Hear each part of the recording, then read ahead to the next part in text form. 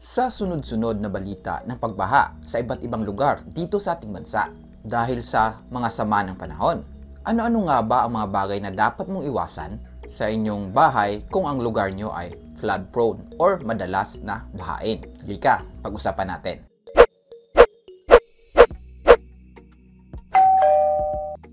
Hi! Sa mga bago pa lang dito, ito nga pala ang yung Kuya Architect at ang channel na ito ay puno ng contents all about tips and information sa house design and construction. Mula pundasyon hanggang sa bubong, mapag-uusapan niya natin dito. Kaya kung nagpapagawa ka or nagpapa-renovate ng bahay, check out our channel at syempre mag-subscribe para updated ka sa ating mga bagong videos. So, sa video natin ngayon ay ating pag-uusapan ang ilan sa mga common mistakes sa ating mga bahay na maaaring magdulot ng inconvenience, property damage at mga injury kung magkaroon ng pagbaha sa ating mga lugar. Atin silang isa-isahin at i-discuss ang mga maaring solusyon para maitama ang mga ito. Let's talk about flood safety. Kung ready ka na, tara! Common house design mistakes for flood-prone areas. Well, before tayo dumako sa ating main discussion, meron na pala tayong nagawang mga videos all about typhoon and flood resilience house designs. Isa house design para sa mga standard size na property. At yung isa naman ay for smaller lots, yung compact yung design. Well, you can check these videos after nyong panoorin ang video ito. I will be putting their links on the comments and in the description below, kaya check nyo na lang later.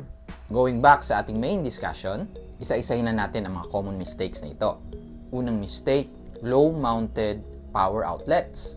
Isa sa pinakadelikadong mangyari kung may baha is maabot ng tubig ang mga outlets nang hindi pa napapatay yung kuryente. Well, maaari itong mangyari kung merong biglaang pagbaha o yung flash flood na tinatawag. Kung ang inyong lugar ay known to be flood prone or malapit sa isang ilog or sa isang malaking body of water, mas mabuti kung ang inyong mga saksakan ay na-install lalo na doon sa ground floor sa mas mataas na level sa ating mga walls. Yung kasing standard na height from floor to the outlet, which is typically mga 0.30 meters, ay applicable lang sa mga areas na hindi bahain or yung mga outlets na matatagpuan sa ating upper floors. So again, kung magpapagawa ka ng bahay sa isang lugar na known to be na bahain, well, yung mga ground floor outlets mo ay ilagay mo na sa higher na mga elevations para hindi madaling maabot ng tubig. Well, the higher the better, pero siguraduhin naman na convenient pa itong or naaabot pa ito once na magsasaksa ka ng isang appliance. Mas ligtas din kung ang lahat ng nakatira sa bahay as much as possible ay marunong magpatay ng kuryente mula sa ating panel boards or yung mga circuit breakers natin sa bahay. Again, para maiwasan natin ang pagkadisgrasya mula sa pagkakakuryente pag may biglaang baha. Next mistake, outward pushing exits. Siguro merong iba sa atin na yung mga pintuan or exits ay pa-push outward or palabas yung direction ng mga panels ng mga pintuan, lalo na sa mga exits. Now, kung ito lang yung nag-iisa yung labasan sa bahay, delikado ito, lalo na kung malaki na ang baha. Mahihirapan na kayong buksan ang pintuan dahil itutulak na ito ng tubig baha pasara. Mahihirapan na kayong itulak ito palabas dahil sa lakas ng agos ng tubig na pumipigil dito. So, malaki ang chance na matrap kayo sa loob ng bahay at lalo lang tataas yung tubig. Kaya mas mainam, una, at least meron kayong dalawang exit sa inyong bahay, especially kung bungalow or ground floor lang yung bahay niyo.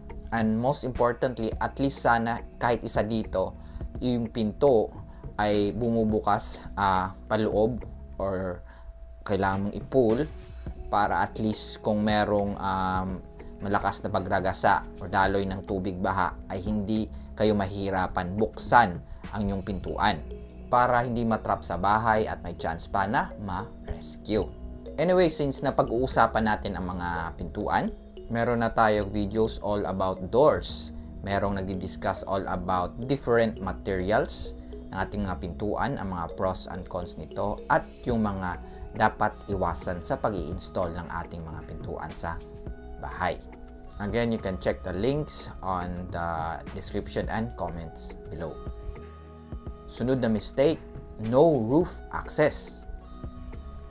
Kapag mabilis ang pagtaas ng baha at hindi na natin kayang lumusong sa tubig dahil na siguro sa mataas na ito, well, of course, ang next logical na option natin ay umakyat sa upper floor. Ngunit paano kung mataas na talaga yung tubig at aabot na rin sa ating second floor?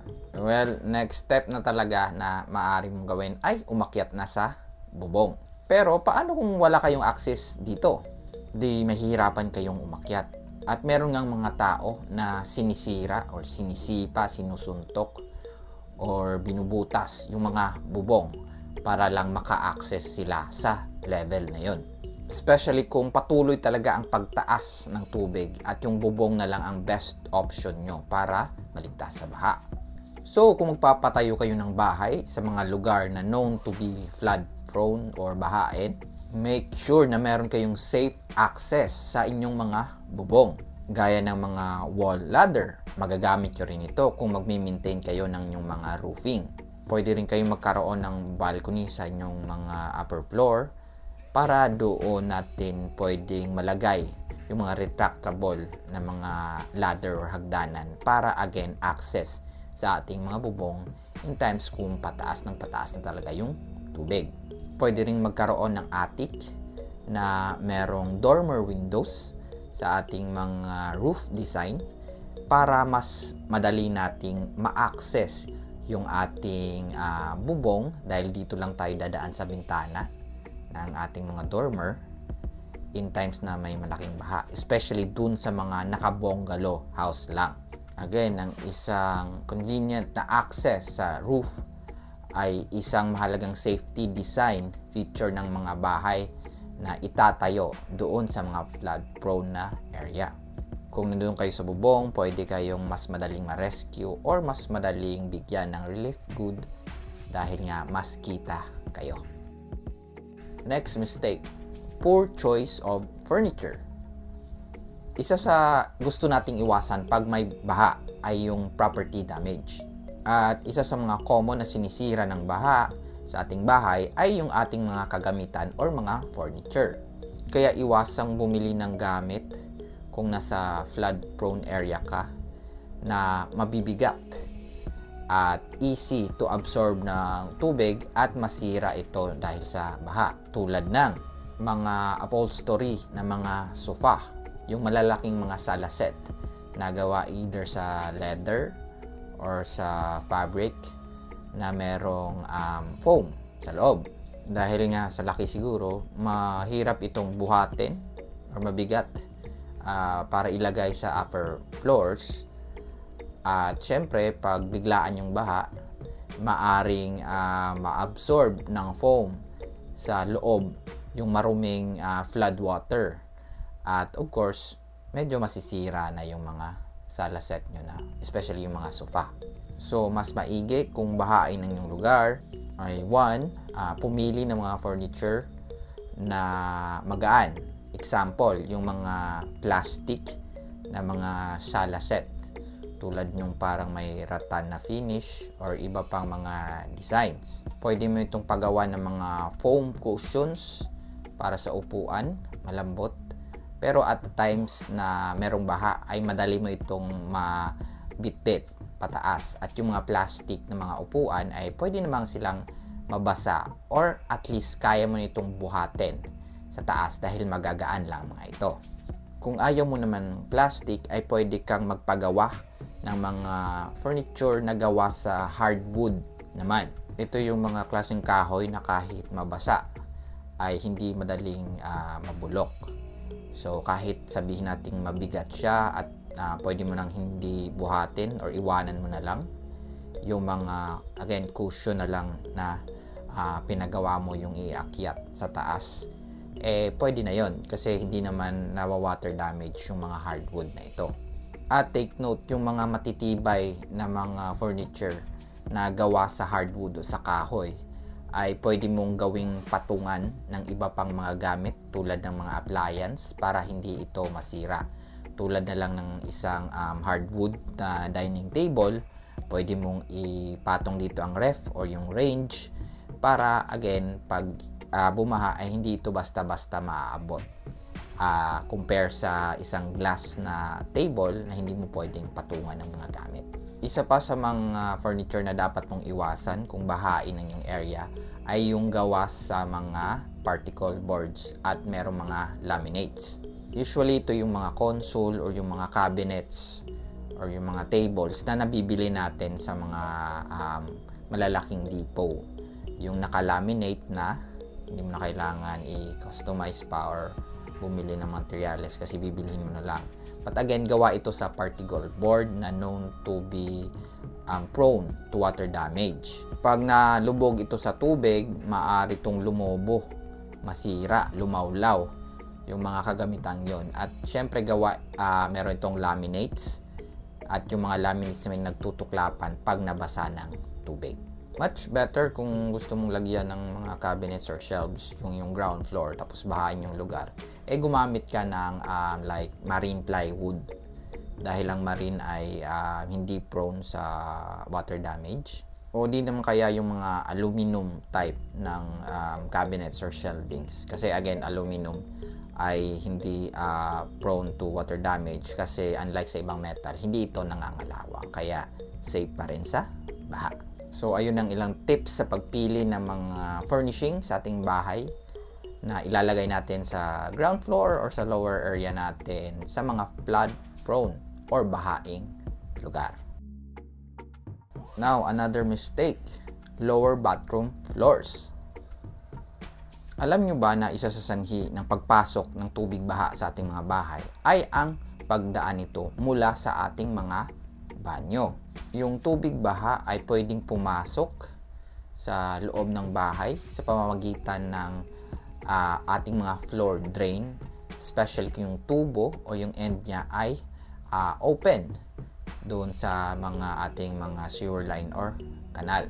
Kaya nga yung mga bahay na mayroong mga lower na mga flooring or level ng kanilang banyo ay usually yun yung unang pinapasok ng baha dahil nga open yung kanyang mga floor drains. So kung bahain yung lugar, it is wise to make the bathroom floors higher para yung kanyang mas mataas na elevation ay hindi madaling pasukin ng tubig baha. At para hindi talaga makapasok yung tubig baha dun sa ating mga floor drain, ay mayroon tayong tinatawag na floor drain plug. Ito yung parang panakip doon sa ating floor drain para again pigilan yung pagpasok ng tubig baha doon sa ating banyo. Again, taasan nyo lang yung flooring ng yung banyo kung bahain yung lugar nyo para again hindi easy makapasok yung tubig baha mula sa labas. With all those tips, isa sa mabisang paraan upang maiwasan ang mga property damage at safety issue sa mga bahaing lugar ay ang pag-take note or ang pagtala ng mga level ng tubig kung saan umabot yung flood water sa mga recent na pagbaha sa inyong bahay para alam mo kung paano itaas ang dapat itaas at anong mga dapat gawin kung magpapa-renovate or magpapagawa ka ng bahay doon sa bahaing area yon. Soon, sa isang hiwalay na video, ay pag-uusapan natin ang mga iba't ibang flood control or flood protection para sa ating bahay. Tulad ng mga metal gates and barriers at mga iba't ibang pumps na ginagamit para protektahan tayo sa baha. Magkano kaya ito aabutin? Well, abangan nyo na lang ang ating video tungkol dito. Muli may ginawa na tayong video all about typhoon and flood resilient house designs. Pakicheck nyo lang yung mga design na ito ng bahay. At kung meron kayong katanungan or opinion related sa ating topic ngayon, pakisulat na lang ito sa ating comments below. At kung nakatulong at nagustuhan nyo ang video ito, please do leave a like, share, at of course kung hindi pa, please do subscribe.